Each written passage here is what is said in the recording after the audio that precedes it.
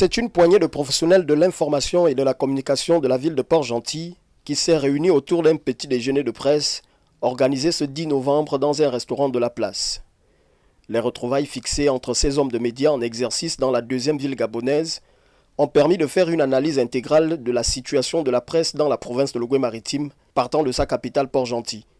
Une analyse partant des observations faites autour de la fermeture lamentable des médias privés ayant par ailleurs fait les beaux jours de la capitale économique et pétrolière du Gabon, avant de plonger d'aucuns compatriotes au chômage,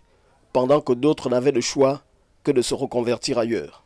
Bien que la fermeture de ces entreprises de presse continue de faire couler d'encre et de salive au regard du non-respect du Code du travail en République gabonaise observé par les mécènes et leurs gestionnaires, il va sans dire que l'existant, tel que Radio Mandji,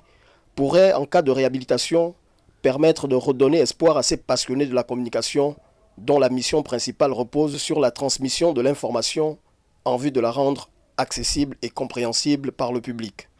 Cette fédération des professionnels de l'information et de la communication en cours de construction dans la province de l'Ogooué-Maritime est engagée résolument à s'étendre sur les questions liées à l'exercice de ces activités tout en interpellant les autorités de la transition à examiner les réalités qui alimentent la presse dans cette localité pourtant chère pour le Gabon.